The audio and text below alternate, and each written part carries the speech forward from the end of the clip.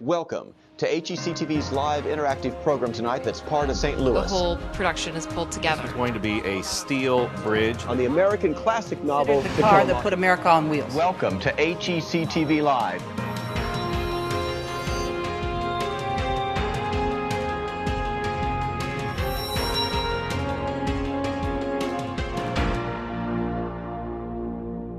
Hi, everybody, and welcome to today's HEC TV Live, where we're inside the Artist Studio Portfolio Gallery creating an art exhibition. Hi, I'm Tim Gore, your host for HEC TV Live, and we're very pleased to be at the Portfolio Gallery with the man to my right, the curator, owner, educator, master, facilitator, the whole shebang of the Portfolio Gallery, Robert Powell. We're going to have a chance to meet Robert, as well as his brother, who just happens to be an artist as well, Lonnie Powell, whose work is on exhibition today. As always, we welcome your email questions if you're watching over the web or you're watching on television. You can email us to live@hectv.org. That's live@hectv.org. We're being joined by interactive video conference schools as well in Arkansas, Missouri, and Texas, and we'll be coming to you guys in just a few minutes for questions. So be thinking about what you might want to know about Portfolio Gallery itself, what it means to run an art gallery, to be the curator of artwork, and to run education programs related to art, because that's what we're going to talk to Robert about. Robert, thanks so much for being here today. Thank you, Tim. So let's talk a little bit about your history, Robert. What got you interested in art, and how did this Portfolio Gallery get created? Well, Portfolio was actually created out of a need. When I moved to St. Louis in 1979, I brought my personal art with me, but as I met artists here in St. Louis, the question became, where do we show our art? And many galleries here were not showing what they said were local artists. They always were doing artists outside. And so out of that need to have a venue, 10 years later, 1989, I founded and established Portfolio Gallery and Educational Center. And we're a not-for-profit 501c3 arts organization. And a lot of what you do, of course, is educational work with students in the city. Talk a little bit about that. Well, yes, we are, if I could brag a little bit, the winners of the Missouri Arts Award, which is the highest that the state of Missouri presents. This year, 2009, we received Excellence in the Arts from the Arts and Education Council here in St. Louis. And so what we do is go into schools and provide after-school programming in drawing, painting, photography, jewelry making, whatever the art is. The idea is that we reach into the portfolio and create the program that they want. My brother and another artist, Anthony High, came up one weekend and we did a mural. So if you want murals, if you want photography, we do photojournalism. So we try to provide a venue, a structured program that is dealing with the concept. You know, it's not a graded kind of thing. It's the process. And we hope through that, that can transfer to other educational opportunities, a beginning, a finish, and an ending. Very good. Let's see if students have any questions. Let's see if our students have any questions. We're going to meet the artist Lonnie Powell in just a little bit, but let's find out if you have any questions for Mr. Robert Powell, who's the curator here of the Portfolio Gallery, about what it means to run an art exhibition. We're going to go to Corning High School, Corning, Arkansas first. Corning, why don't you guys unmute your microphone, come in and say hi, and do you have a question for Mr. Powell about the gallery?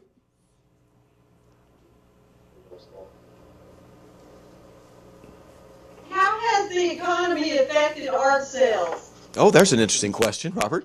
Well, I don't think that it's affected us much at all, even though we realize that the economy is playing a part.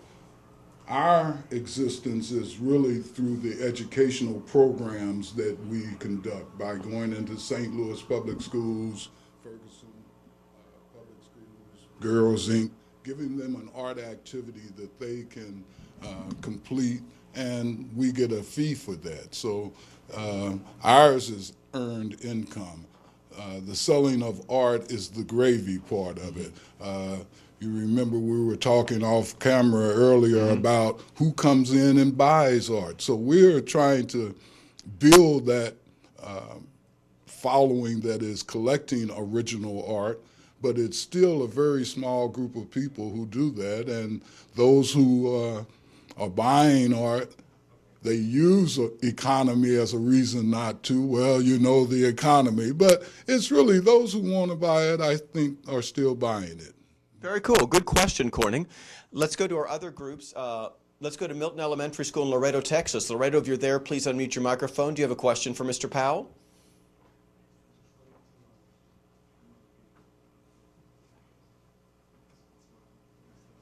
Laredo, we'll come back to you to see if you've connected in a little bit. Let's go to Chilhowie, Missouri. Chilhowie, if you're there, please unmute your microphone and let's see if you've got a question for Mr. Powell. Just say hi. Hi. Hi. Hi, Chilhowie. What question might you have so far? We're just getting in here, so I don't think we're ready for questions yet. Where is Chilhowie? Not to worry, we'll come back to you. Chilhowie's in. Chilhowie, remind me, you guys are what, about 30 minutes from Warrensburg, Missouri, or somewhere in that area of the state, am I right? Exactly. Very cool. So I sit past there, going home. Oh, really? You know, Higginsville, I know where in Warrensburg. Didn't know where Chilhowie was. well, let's talk a little bit about exhibitions. Okay. Where do they come from? Do you just go to artists nationally and internationally? How do you determine someone's going to exhibit here?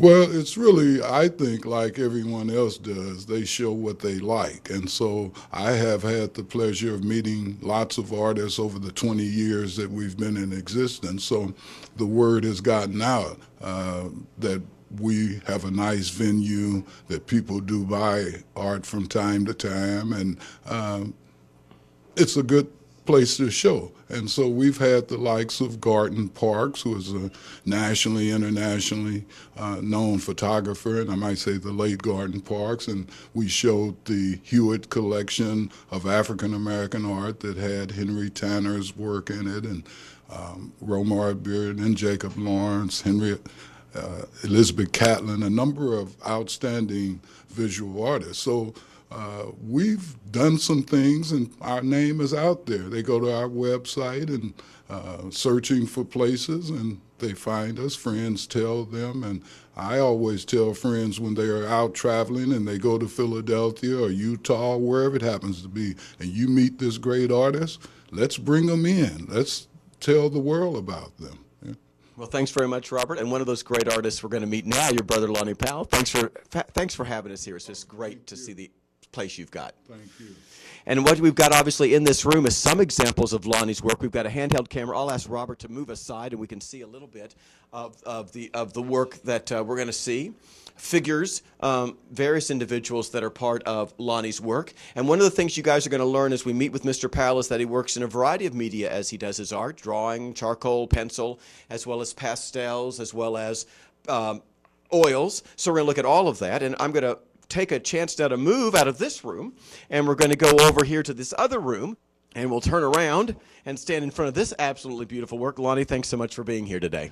Thanks for inviting me. Everybody, I'd like you to meet Lonnie Powell, who's the artist who's going to join us today. And Lonnie, why don't we start by just giving us a little bit of your history. How did you come to art? Did you always think art is what I want to do? What inspired you? Those kind of basic biography things. Okay. Yes. First of all, I don't know how I came to be an artist. All I know is that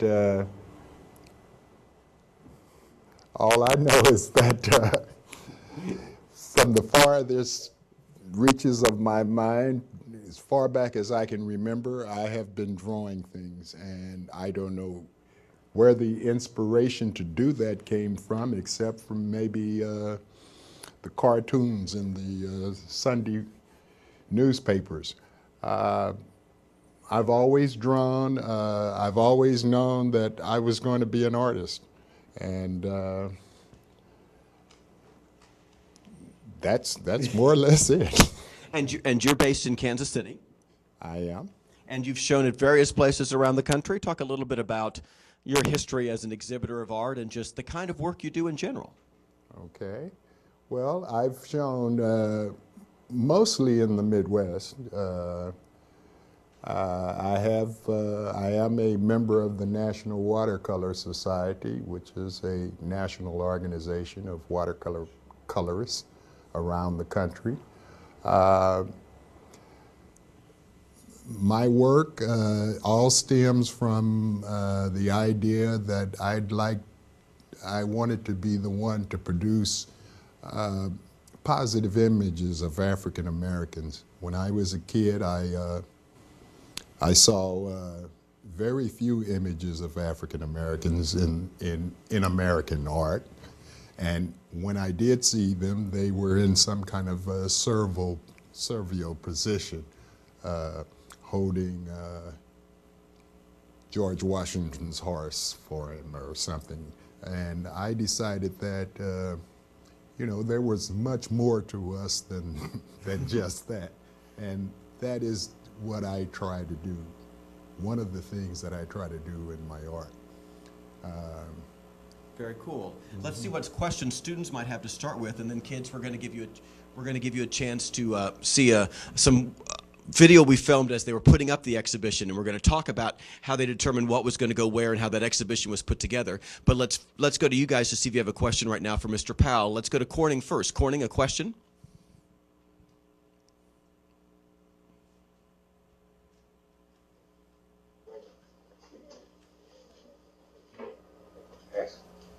What kind of art sells the best?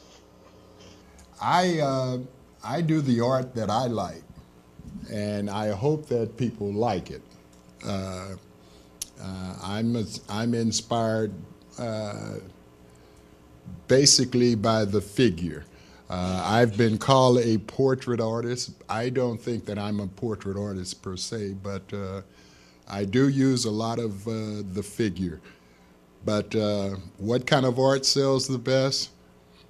Probably, just making a guess, I would say it was more contemporary work, lots of splashes of color and free-form, freestyle kind of work.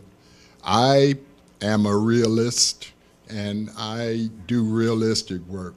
A lot of people say that that's passé now. But if you will notice in art, the pendulum usually swings back and forth. Realism is making a slight comeback in today's art world. Good question. Thanks, guys. Let's go to Chilhowie. A question for Mr. Powell? Oh, yeah. What was it? Oh, what's the National Water Society thing? I mean, wow. What is the National Watercolor thing? Yeah. Okay. National Watercolor Society. The National Watercolor Society is an organization that promotes watercolorists, basically. They have an annual show every year, and thousands of people enter their work into these shows. And out of the thousands, they might pick 50 pieces from all over the world. And just to get in the show is quite an honor. So when you think of the competition that the artists have to go through, so just to get into the show is quite an honor. And then to win an award or something, I mean, that's even greater. And so I actually tried to get in the show about 5 years in a row before I actually got into the show. And so that also, on some of your watercolors, if you've ever watched watercolors or interested in them, some of the artists will write where they sign their name, they'll put the letters NWS. That means that they are members of the National Watercolor Society. And that's kind of prestigious, and that means something. You might also see AWS, or there are a lot of watercolor societies around the country. The NWS and the AWS are probably the most known and prestigious. Thanks, guys. Don't forget that you can email us questions to live@hectv.org. That's live@hectv.org if you're watching on TV. We're going to come back to both those interactive groups for questions. And I want you to start thinking about the exhibition itself, as well as individual questions about his work. We're going to have a chance to go by and look at some of the paintings in a bit. But we did an interview with Lonnie earlier when they were setting up the art exhibition. And this gives you some background about how they determined, you know, where the paintings should go and all that kind of good stuff. So we'll run it, and as you watch it, think about what questions you might want to ask about putting the exhibition together. Most of my work, it's the negative spaces that really, the parts where there is nothing, okay? Most people will look at the image and they'll say that's a pretty face or that's an ugly face or whatever they want to say about it. But, you know, these little things, you know, really is what I'm about, putting light against dark in a free kind of way. Sure. The other thing that you might notice about my show is that basically they're drawings. They're painted drawings. Our big argument right now is this piece right here. Okay. Okay. What's the now discussion? I think that whatever hangs there should be powerful. I mean, because as you go up the steps, as you are standing down here in this lobby, that ought to be hitting you in the eye. And I don't think that that piece is strong enough. I think we need something with more contrast instead of color. This is an older piece, and we've just decided to sell it. We've had it in our house for 20 years or so. 87? Since 87. So since I have a good print of it now, and I'll show you the print when we go upstairs, and the print looks it looks better than the original, as a matter of fact, but the original is still the original. Okay, so this will go for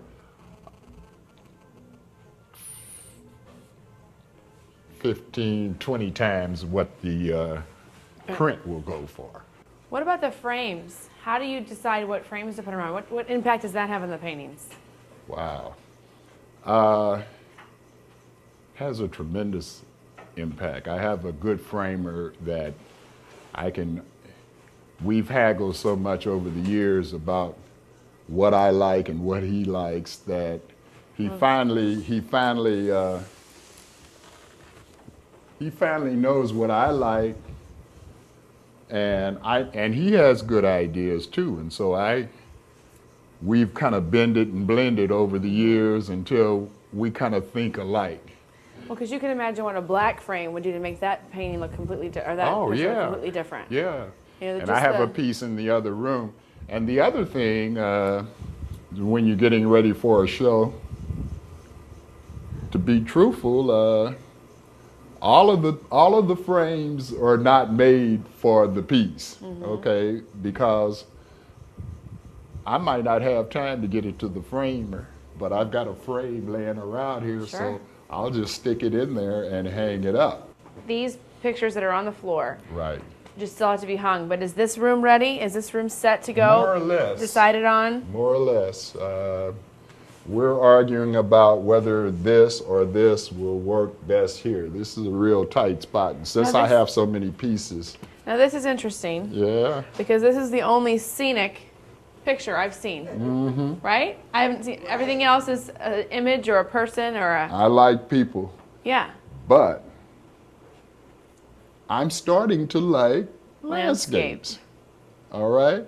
And so in the future, you're going to see more landscapes coming out of me.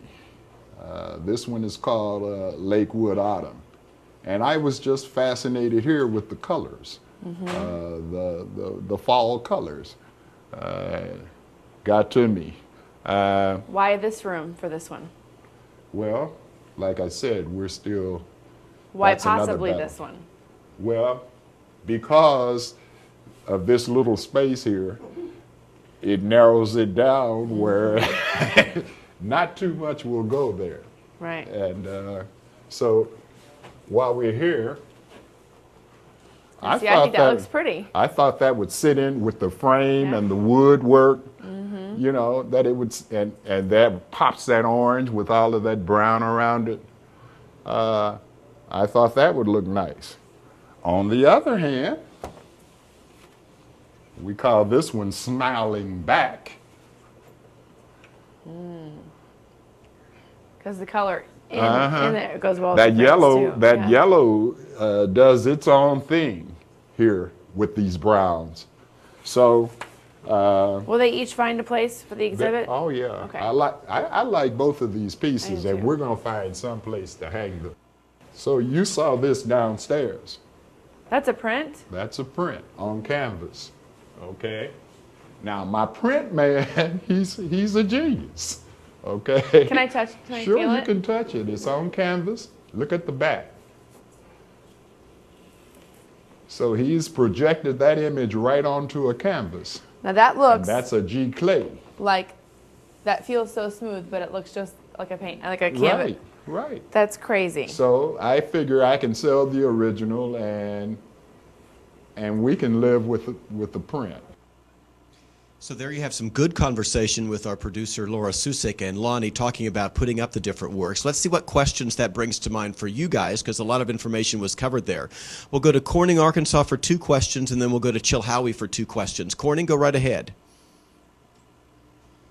How does pain affect your life? Oh, how's painting affected your life, Lonnie? Well, I know it's kept me out of a lot of trouble. I tried all my life. I guess I've probably wanted to draw more than I wanted to do most anything else. And so while some of my friends might have been out getting in trouble, I was home drawing. So it's affected my life in that way. And like I said, since I've always done it, I can't see the other side of what I would have been like had I not been a painter, because or an artist. And so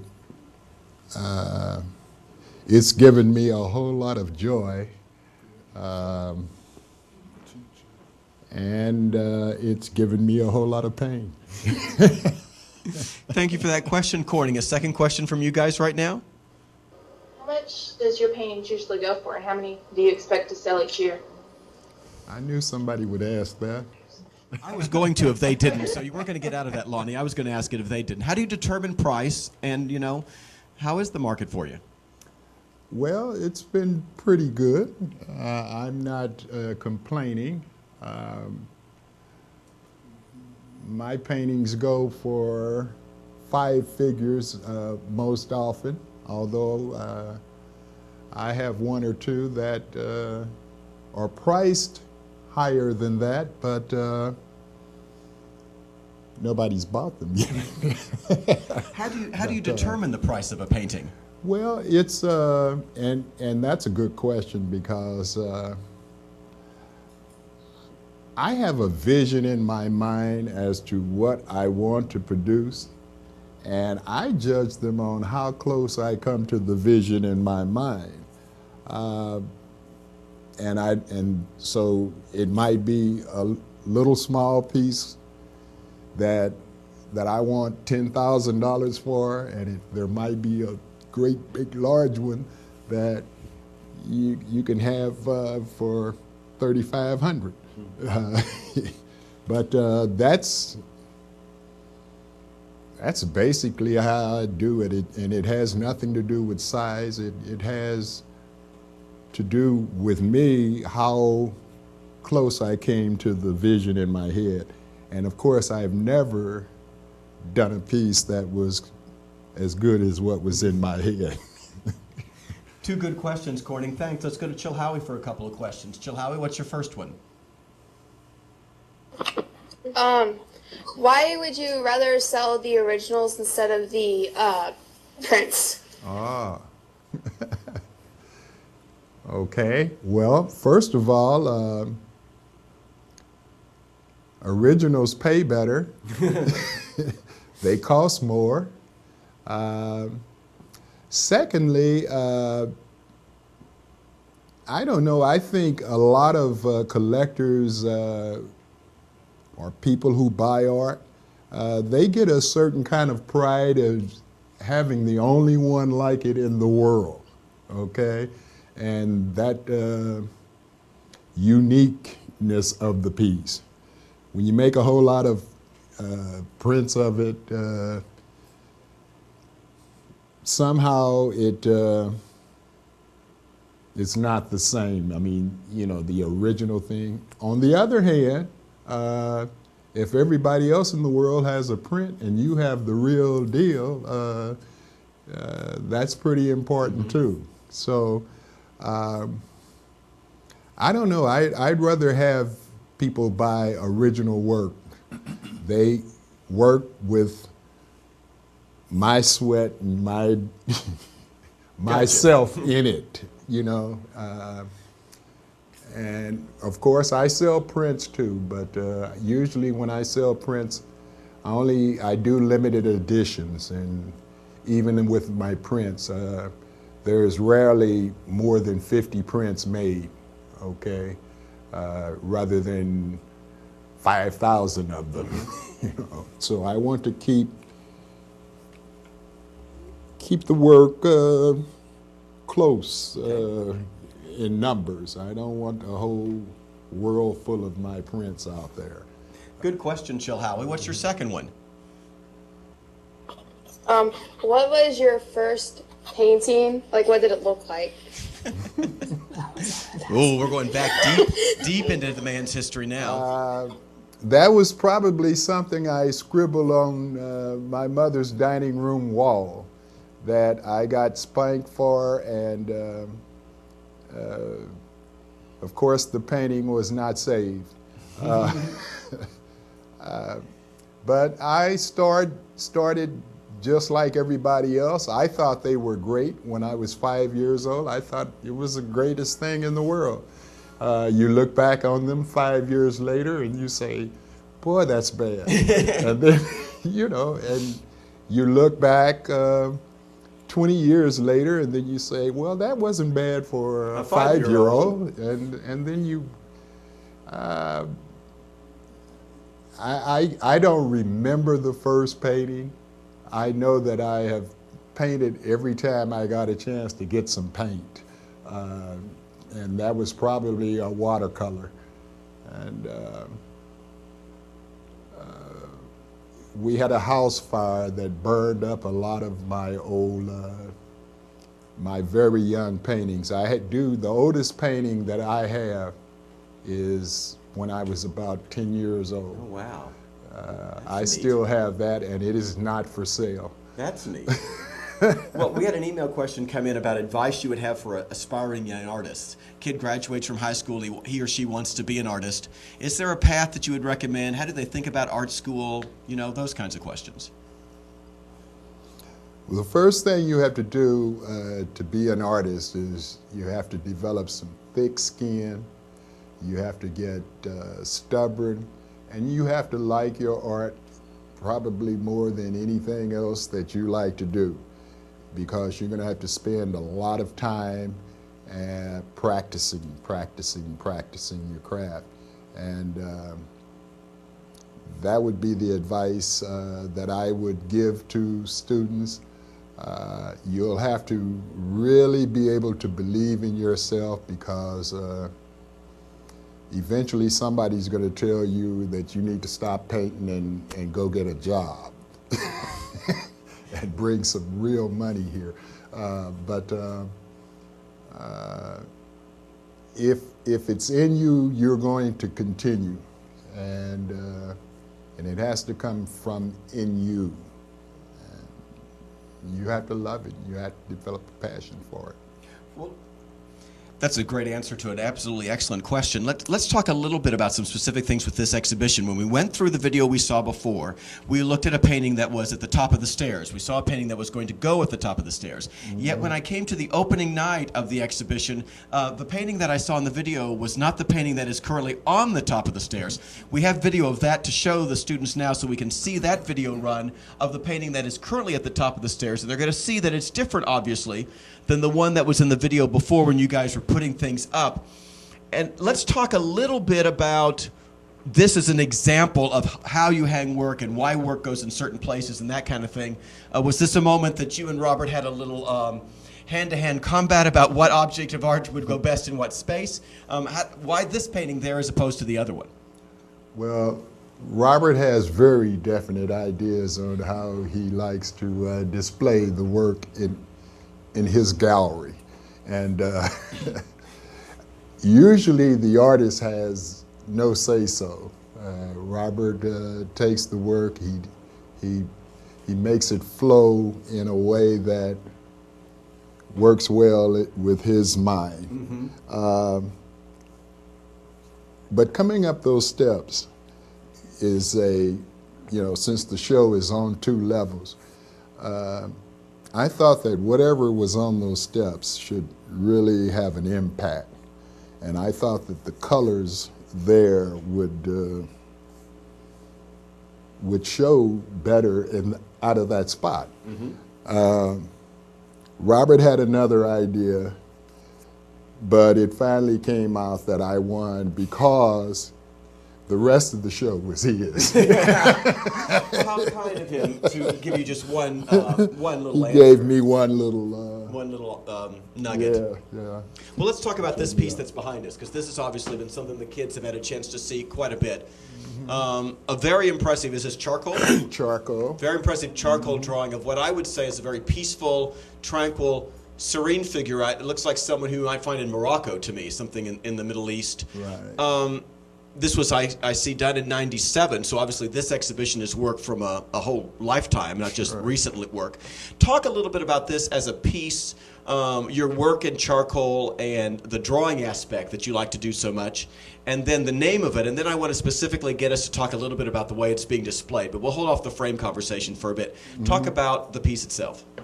Okay, the piece itself, the vision that I had in my head, and what finally comes out here, which I think this came very close to the vision in my head. Like I said, none of them really, I wish I could show people the picture in my head, but this one came very close. And this is done in willow charcoal. And then I've gone back into it with an eraser to get a lot of these stripes and things. But what I was trying to show here was peacefulness, no ill will, a figure that was entirely what's the word? Entirely nice. No evilness, none of that. And I called this piece Merciful. And probably this is what I think that human beings should strive to be. And yeah, the hooded figure, the cloaked figure, even that sometimes has negative connotations. But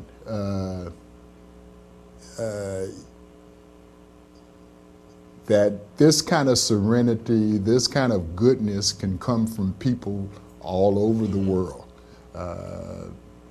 It doesn't matter the color, the race, the religion, none of that matters. It's what's inside. And that goes on with the, like you referred to me as a portrait artist.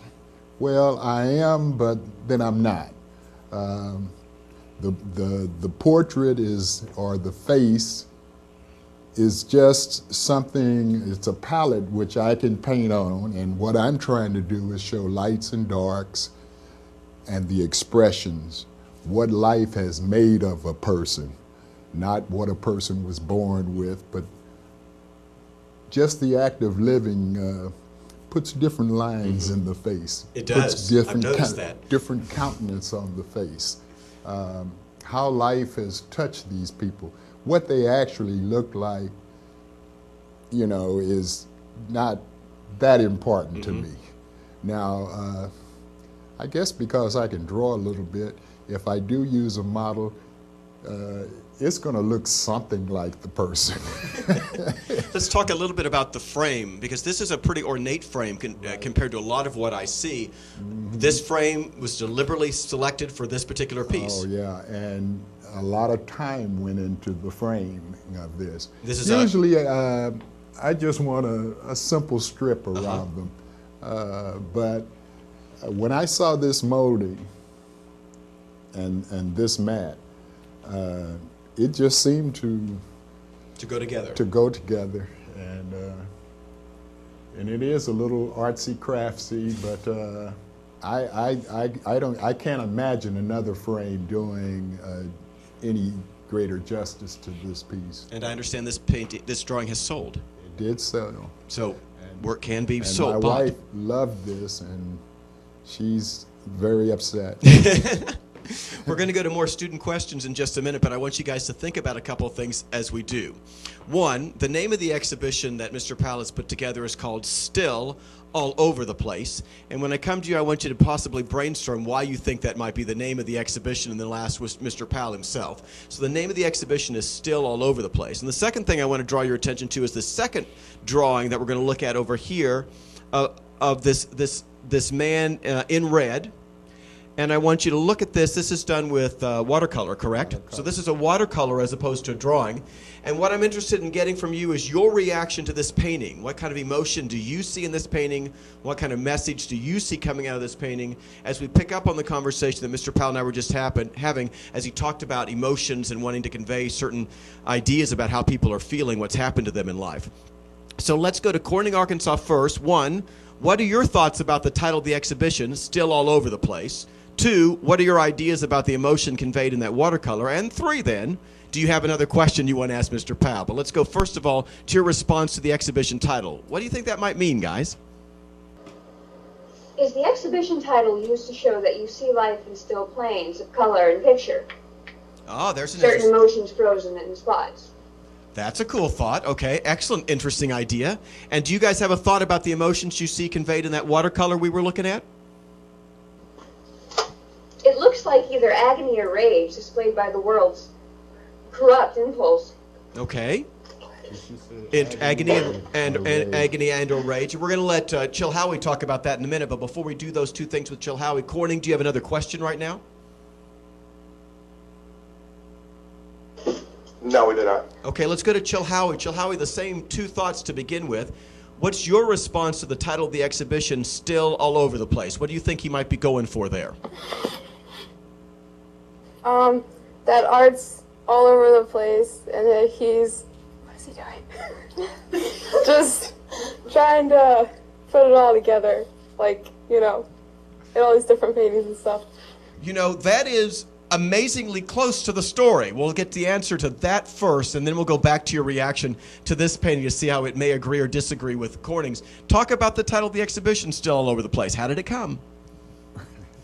Well, there was, the last time I showed in St. Louis was about 13 years ago. And the critic from the St. Louis Post-Dispatch described, he was talking about my show, and he said that there were a number of different kinds of mediums. There was a number of different kinds of styles, and he said, as a matter of fact, it looks like instead of a one-man show, that 2 or 3 people did this show. And so he came from that to say that I was all over the place. something over here and something totally different over here, and it just didn't work. And so now you still are? But the thing is that I had planned that show that way, and 13 years ago, my brother gave me more. He gave you a little more artistic license. Artistic license, and so yes, I was trying to show my many faces, because an artist has more than one face. Now I know that the teachers and the critics out there are telling artists that they should pick one style, stay to it, make the show uniform, do your work in series, and have this, that, and that, and so that the show flows. They even tell you to have similar frames put on your work so that there is harmony throughout. But an artist cannot really let anybody dictate to them if he's going to stay true to what he believes. And in me, there are 3 or 4 different voices in my head that I try to speak from. And so in that show where he saw 3 or 4 artists, those were the 3 or 4 voices that I wanted to air. There you go. And so I did. And being stubborn and bucking the system like I have, that doesn't make you a whole lot of money, but you feel better. And that's worth something. And I don't want to compromise my art. I don't want anyone telling me how to do that. I compromise in every other aspect of my life, and my art is probably the truest thing that I have. And I protect it. Thank you, Chilhowie, for that idea. Let's go back to you now for your thoughts about this watercolor painting, because we're going to talk a little bit about titles. We got an email question about titles, too. Chilhowie, what do you think? What's the emotion and the thought you have as you look at this work? Screaming and pain? Like, yeah. All right, so we're hearing pain, we've heard agony, we've heard rage. Lonnie, why don't you talk a little bit about this? And we also had an email question about titles. And let's ask anybody out there, do you see any happiness? Do you see any joy? Does anybody see happiness or joy, Chilhowie? Breaking loose. No. Well, that's interesting that you did not, because when I came to opening night of the exhibition and I looked at that piece, I immediately said happiness, excitement, freedom, like he was like unbounded at this point and he was breaking free and he was really thrilled about something. And I think one of the interesting things about works of art is that obviously it speaks to, the same piece can speak to people in different ways. And I think that's an important thing to realize, and there's nothing wrong with that, obviously. I look at this piece and think one thing, and I'd love to have that in my living room. You look at this piece and think another thing, and you might like to have that in your living room. Talk about that, people's reaction to this particular piece, and the interesting thing about the title of this piece. Right. Well, this piece, when I did it, I actually had happiness bursting forth, freedom, unleashed kind of thing going on in my head. And then after I did it, then when people saw it, different people, some people saw pain and agony, and some people saw elation and happiness. And I think that's a good thing, because the artist, the viewer has a chance to participate in this. I mean, if he's feeling sad and maybe a little discomfort, he might see agony. Mm-hmm. Whereas a person that is happy and bursting with enthusiasm might see that. And so that's the beauty of this piece. That's what I like about it. The viewer gets a chance to put his own emotions in it. And people buy happy pictures and people buy sad pictures. So either way. That's right, as long as they're buying. The title TOID. TOID. That is an abbreviation for this one I'll do. Now, I didn't want to make the title that long, and it's really this one I'll do for Leroy. I had a very good friend named Leroy Allen, and he had me to model in this position, and he took photographs of me, and he was going to do this piece. And before he had a chance to do it, he died. And I went over to his house after his death, and we were calling pieces back from all over the United States, from different galleries that he had out. And his daughters, as soon as I walked in the door, she handed me an envelope of all the pictures that had me and Leroy in them together, plus these pictures that he had taken of me. And I had asked him, well, when are you gonna do this picture? I'm waiting to see it, you know. And he never did it. And so when I saw those photographs, I had forgotten about them. And I saw them and I said, oh, wow, he never did this. And so I said, okay, this one I'll do. And for Leroy. And that's the name of that piece. I like that a great deal. That's a wonderful piece. Yeah. Other people obviously came to the opening of the art exhibition, and they had their reactions to the art as well. So we're going to give you a little bit of taste of that as we move into another room. So we'll let you know what people thought about the exhibition, and we're going to go to a new painting for you. The piece that I like so much is entitled Chrome, and it's just the deepness of the colors, the dark blue and the green mixing together. When I first saw it, I actually thought that the subject resembled myself. And I told Lonnie's wife, wow, that could be me, you know. And it's just such a calm, serene picture, you know. It's just, just showing like the quiet time. I'm Richard Atkins, Vice Chair here at the Portfolio Gallery. I've been here for a lot of different openings, but I'm very impressed with this particular piece because it's one of the many different moods shown by this artist, Lonnie Powell. And in a way, I'm impressed with it, with the technique they use to get the expression on this particular mood, and also a number of other portrait-style products that he's created here in this particular show.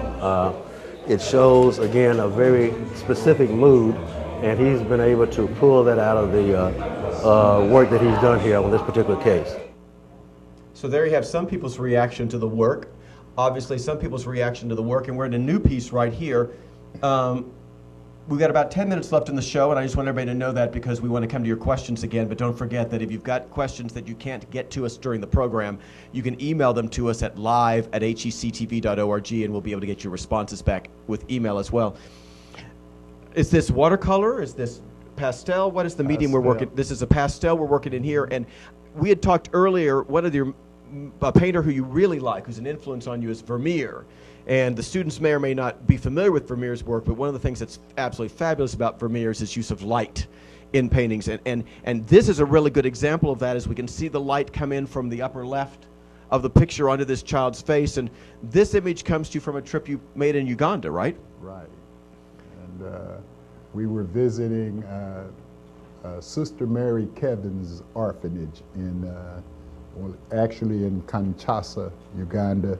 And this was a village about it's about 20 miles outside of Kampala, which is the capital of Uganda. So we were back up into the bush, so to speak. Mm-hmm. And of course, we bought little, actually she's holding a little teddy bear and little gifts and things that we bought to the children over there. And she was wearing this, I don't know what you call it, this thin party dress, white party dress is all I could call it. But obviously someone had donated this clothing to her. and in the background is her mother. But I call this the village at Gwemby. Now, I had seen things on Africa on television and watched these programs about donating and all of this to help starving children in Africa or Venezuela. It doesn't have to be Africa because there are places all over the world like this. But at this orphanage, many of these children had lost their mother, the father, through wars or HIV, and you know, it was just rough. This young lady was not at the orphanage, but she was living not anywhere that an American could think about. Okay. And that is brought out as we look at the painting. And students, I want you to think about a final question you might want to ask about this painting or anything else as we come to you now, because we've got about 6 minutes left. So let's go to Corning, Arkansas. Corning, do you guys have a final question you'd want to ask right now? How important is the title to you in your paintings? Oh. How important is the title to you in your paintings? Is that what the question was? Yes. Okay. The title is important only in so much as it gives the viewer a little bit about what motivated me to do the piece. I really like for the pieces to do most of the talking themselves. I mean, you know, but yeah, the title is just my hint to the viewer as to what I was thinking about at the time. And once again, this little girl, it's not so much what she looked like, but what she was feeling, what life had put on her face and in her heart. And that's more about what I'm about with most of my work. That emotional response and the emotion that the individual in the painting is giving. Right. Let's go to Chilhowie for your final question. Chilhowie, take it away. We were wondering how you choose what colors you want to use in your paintings. That's a great question. I would add to that, in addition to colors, how do you determine if you want to use a watercolor versus a pastel versus an oil? Okay. Ask her, does she like my colors? Do you like the color? Oh, good. Now the artist gets to put you on the spot. Do you like the colors in this particular work he's asking you? Yeah, they were nice. Good answer. So talk a little bit about the colors and the medium. Colors are, okay, color is a way to communicate. Different colors make you feel different things. We even have statements like, I'm feeling blue, or, you know, when someone says that they're feeling blue, they're sad, they're down, and happiness, yellow is kind of a happy color, and so colors, I hope, if you look real close, you'll see a little bluish cast in the face. I didn't want to make her blue, but there is a touch of blue, and there's a touch of blue coming all through here. But you wouldn't look at her and just say she was blue. And why pastel? Why pastel rather than watercolor for this piece? Or pastels, to me, are closer to drawing than watercolors are. My first love, like many of the young art students out there, the first art instrument that they ever had was probably a pencil, okay? And so they grow up with that pencil, and that pencil part of me and my past has always stayed with me.